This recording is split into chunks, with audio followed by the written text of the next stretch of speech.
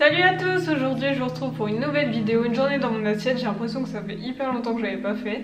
Et aujourd'hui j'avais envie de vous en faire une full tarte parce que en fait en ce moment on fait tout le temps deux recettes de tarte salée qu'on aime trop.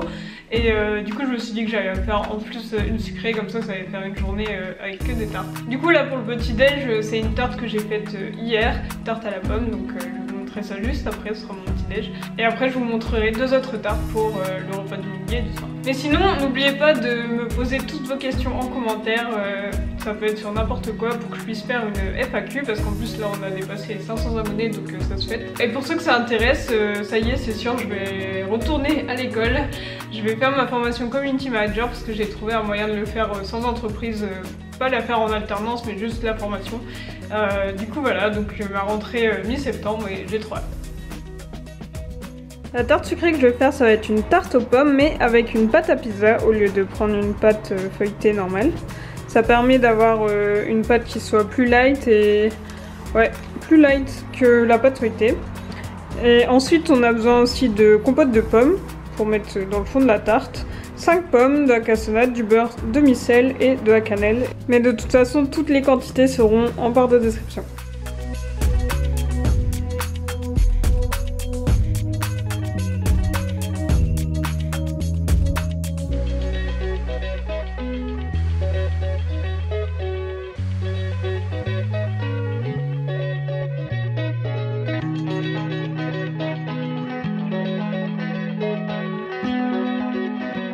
Bon, il y a eu un petit incident technique. J'ai déroulé la pâte à pizza que j'avais.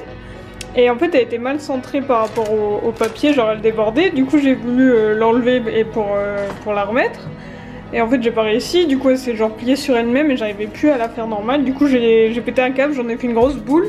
J'ai essayé de l'étaler moi-même, genre là, avec de la farine, en utilisant ma bouteille pour l'étaler et j'ai pas réussi. Du coup voilà à quoi elle ressemble. Maintenant elle ressemble plus à rien, genre elle est toute petite par rapport au plat. Du coup ça va être une mini tarte et je vais avoir beaucoup trop de pommes, mais tant pis. Du coup comme le four est déjà chaud et que j'ai à peine commencé la tarte, je vais me dépêcher, donc je vais pas tout filmer, je vais juste vous expliquer, hein, c'est pas compliqué. On étale la compote, ensuite on met les bouts de pommes dispersés un peu partout. Ensuite on saupoudre de cannelle et de cassonade et on rajoute des petites noix de beurre demi-sel et on enfourne. Bon voilà le résultat, c'est un peu un carnage, hein. Je me suis dépêchée parce que le four il chauffe depuis tout à l'heure. J'ai mis vraiment la blinde de cannelle, je me suis lâchée.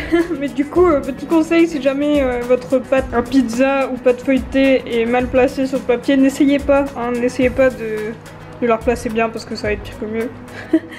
Donc là je vais l'enfourner, c'est 15 minutes à 220 degrés, on verra bien le résultat. Je pense que ça sera bon quand même. Hein. Voilà, la tarte ratée est dans le four et du coup je me retrouve avec une tonne de pommes coupées qui commence déjà à jaunir. Du coup je pense que ça va être mon dessert de ce soir et de ce midi. Voilà.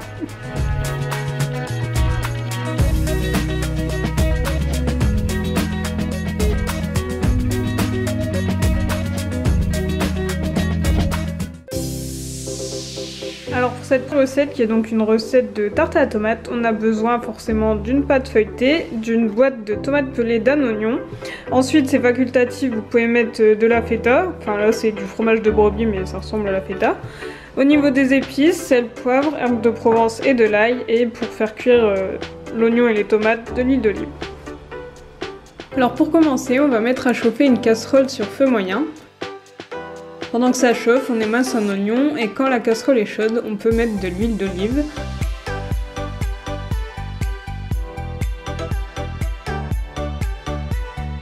Une fois que l'huile a bien chauffé, on fait revenir l'oignon dedans quelques minutes. Le mien était vraiment gros, du coup j'ai gardé que la moitié et l'autre moitié servira pour la tarte du soir. Quand l'oignon est translucide, on rajoute les tomates pelées, puis on rajoute les épices, sel, poivre, ail, herbes de Provence. On mélange bien et on laisse mijoter une vingtaine de minutes en mélangeant régulièrement. Pendant ce temps-là, on peut dérouler la pâte et la mettre dans un moule, puis on fait des trous pour éviter qu'elle ne gonfle pendant la cuisson.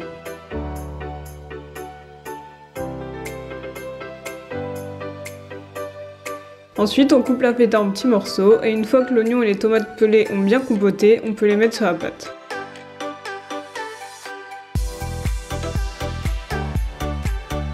On étale bien et on rajoute les morceaux de feta et après il reste plus qu'à enfourner 20 minutes à 180 degrés.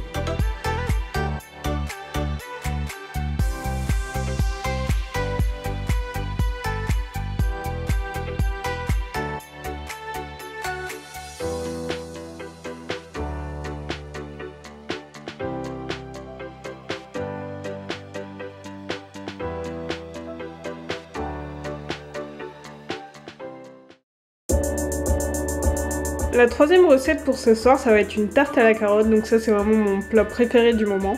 Donc pour la faire, on a besoin d'une pâte feuilletée. Au niveau des carottes, c'est soit 4 grandes carottes, soit là elles sont pas très grandes, donc j'en ai mis 5. 2 œufs, de la crème, donc là c'est de la crème de soja semi-épaisse. 7 poivres et normalement un oignon, mais comme ce midi mon oignon était énorme, du coup j'en ai gardé la moitié, donc on va dire que ça fait un oignon. On commence par faire chauffer une poêle à feu moyen. Ensuite, on épluche les carottes et on les passe au mixeur. Et si vous n'avez pas de mixeur, vous pouvez le faire avec une râpe, ça sera juste un peu plus long.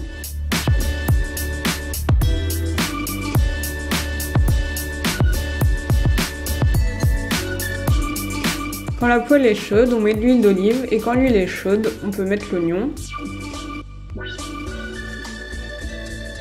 Comme je l'avais émincé le midi, je l'ai laissé comme ça, mais d'habitude je le passe aussi au mixeur.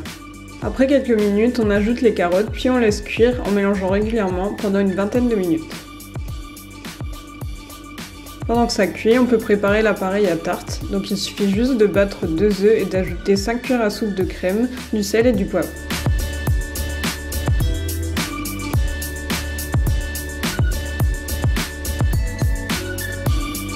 Comme pour le midi, on prépare aussi la pâte en la mettant dans un moule et en faisant des trous dedans. Quand les carottes sont cuites, on les étale dans le moule, on ajoute le mélange œuf-crème et on fait en sorte que ce soit bien étalé et homogène.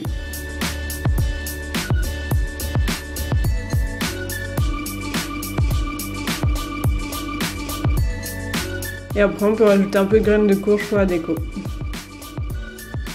On enfourne 25 minutes à 180 degrés et c'est prêt.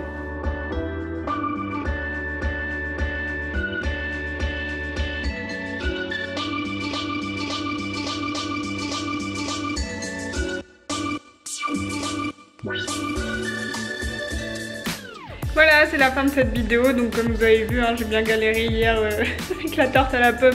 Comme j'avais pas de rouleau de pâtisserie, bah du coup j'ai utilisé ma bouteille, c'était n'importe quoi, enfin bref. Mais sinon les 3 tartes étaient vraiment super bonnes, je vous conseille de les tester. Et n'oubliez pas de me poser vos questions en commentaire pour que je réponde en FAQ. N'oubliez pas aussi de vous abonner si ce n'est pas encore fait. Et on se retrouve la semaine prochaine. Salut!